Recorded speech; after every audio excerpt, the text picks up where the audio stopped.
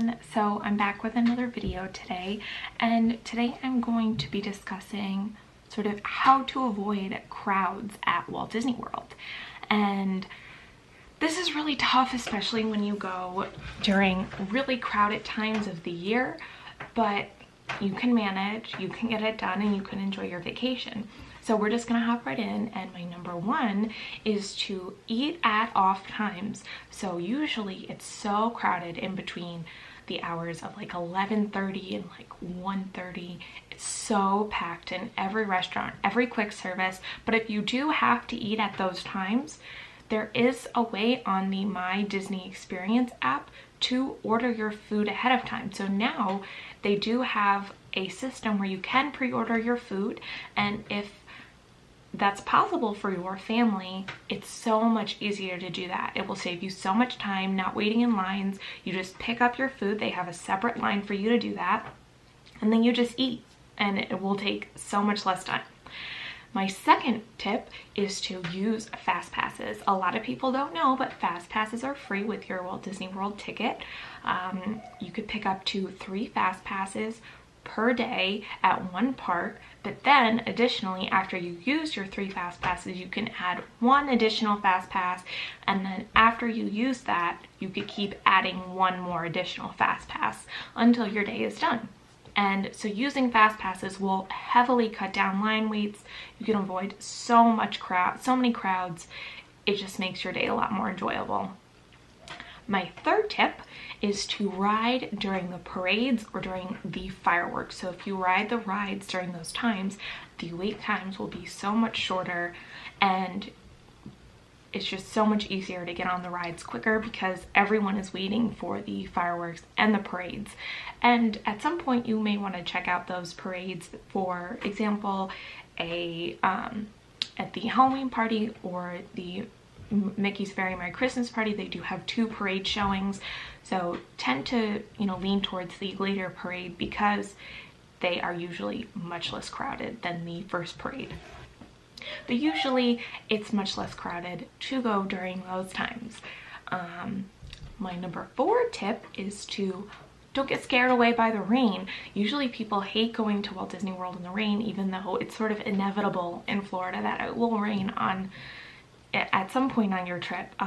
It's unfortunate, but that's sort of the weather in Florida, but it also really deters people from going on the rides, going outside. So however, they do close down some of the rides during the rain. For example, Test Track rides outside.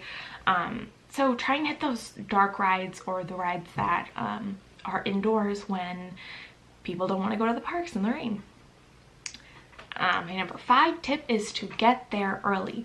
The earlier you get, the less time you have to wait for the rides. You will also avoid so many people. For example, in Magic Kingdom on Main Street, if you want to take pictures in front of the castle, it's so much easier for you to just maneuver your way around, Magic Kingdom or Animal Kingdom or Epcot or Hollywood Studios.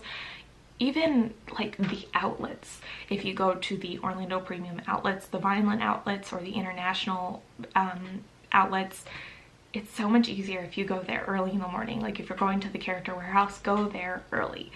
My number 6 tip is to avoid the streets. So example, if you're walking on Main Street, it's like the most wonderful place. But if it's so crowded and people are taking pictures and they're stopping, and then there's horses, and then there's, the little cars, and it just gets so crowded, you might want to try walking through the Emporium or some of the shops. Even though you do sort of have to walk a little bit slower, you tend to run into less people there. And then also, because I am a pin trader, I look at like every cast member's lanyard while I'm walking through the shops. So my mom and I tend to walk through the stores just for that purpose, but then also it's much less crowded. There's not as many people around you. It makes you feel a lot more comfortable in your space. And I'm sort of about that whole like bubble. I don't like when people are in my space, and that happens at Disney World. And then also another thing that I do at Animal Kingdom is I walk through the Island Mercantile. So if you're walking to the Tree of Life, on the left hand side, you're going to see the Island Mercantile. There will be an entrance sort of right next to a food cart, and we sort of just pop in through there. We avoid all the crowds. And then the final exit door will sort of lead you right out to the entrance of Pandora. So it's a really quick way to walk to Pandora. I know that's pretty much everyone's first, you know, thing on their checklist to go to Animal Kingdom. And like I said, we also look for pins while we're in the store. So it's just, you know, good for both things. Two birds with one stone. And finally, my last tip is to go at off-peak times.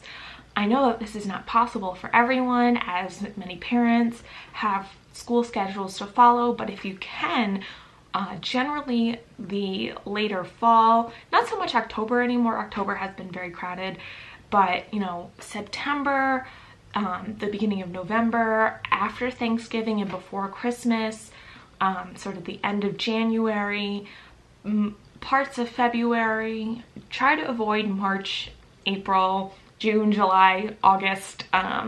Those are very, very crowded, and obviously in the more crowded times you will have more people there.